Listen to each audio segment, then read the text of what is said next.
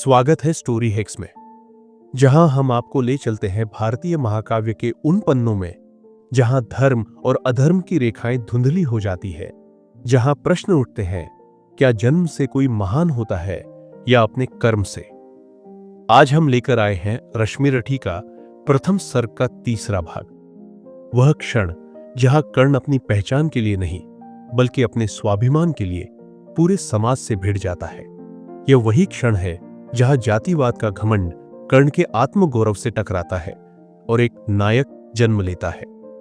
अब सुनिए राष्ट्रकवि रामधारी सिंह दिनकर द्वारा रचित प्रथम सर्ग भाग 3 का मूल पाठ और उसके साथ उसकी भावपूर्ण व्याख्या। फिरा कर्ण, क्यों साधु साधु कह उठे सकल नर नारी, राजवंश के नेताओं पर पड़ी विपद अति भारी।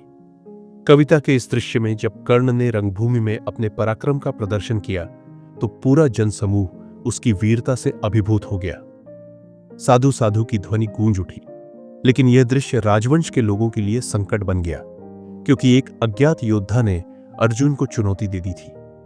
द्रोण, भीष्म, अर्जुन सब फीके, सब हो रहे उदास। एक सुयोधन बढ़ा बोलते हुए, वीर शाबाश।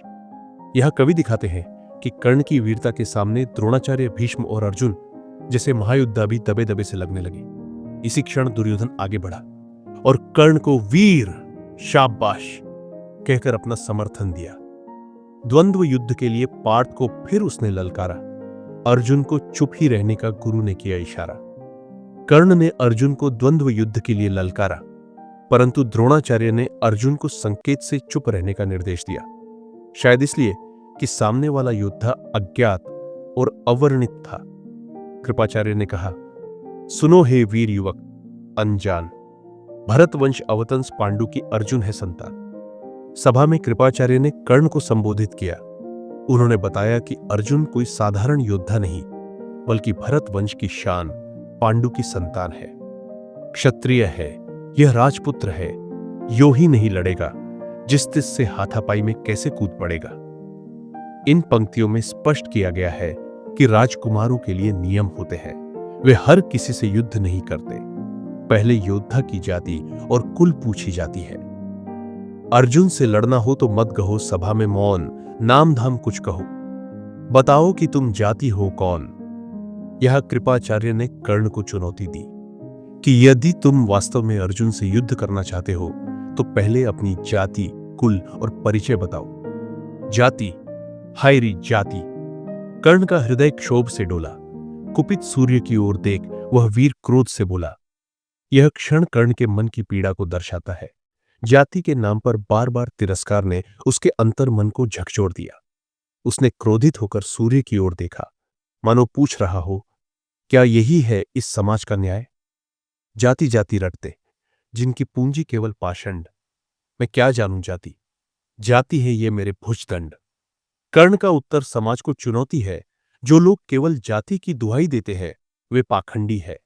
वह कहता है, मेरी जाति मेरे भुजबल में है, मेरे परिश्रम में है, मेरी साधना में है। ऊपर सिर पर कनक छत्र, भीतर काले के काले, शर्माते हैं नहीं जगत में जाति पूछने वाले। यह एक कटाक्ष है उन पर जो ऊपरी रूप से शुद्ध और कुलीन दिखते हैं पर भीतर से झूठ और अंधकार से भरे होते हैं। कर्ण को ऐसे लोगों से घृणा है। सूत्रपुत्र हूं मैं, लेकिन थे पिता पार्थ के कौन। साहस हो तो कहो, ग्लानि से रह जाओ मत मौन। कर्ण यहां अर्जुन की जन्म गाथा पर भी चोट करता है। उसके जन्म को लेकर भी समाज में असमंजस है, तो फिर वह किस अधिकार से जाति की बात करता है? मस्तक ऊंचा किए जाति का नाम लिए चलते हो, पर अधर्ममय शोषण के बल से सुख में पलते हो। कर्ण की यह ललकार उस सामाजिक ढांचे को चुनौती देती है जिसमें ऊंच नीच का भेद करके कुछ लोग शोषण से सुख भोगते हैं। अधम जातियों से थर थर कांपते तुम्हारे प्राण, छल से मांग लिया करते हो अंगूठे का दान। इन अंतिम पंक्तियों में दिनकर जी ने अत्यंत तीखा व्यंग्य किया है। कर्ण कहता है कि तुम तथाकथित उच्च जातियां वास्तव में भयभीत हो जाती हो जब कोई नीची जाति का व्यक्ति उन्नति करे। उस डर से तुम छल से एकलव्य जैसे वीरों से अंगूठा मांगते हो। इस भाग में कर्ण का आत्मबल, उसका गुस्सा और जातिवाद के विरुद्ध विद्रोह उभर कर सामने आता है। दिनकर जी यहां केवल कर्ण की कथा नहीं कह रहे, वे पूरे समाज के उस दर्द को आवाज दे रहे हैं जो प्रतिभा को जाति के नाम पर कुचल देता है। स्टोरी हिक्स के साथ बने रहिए। अगला भाग जल्द ही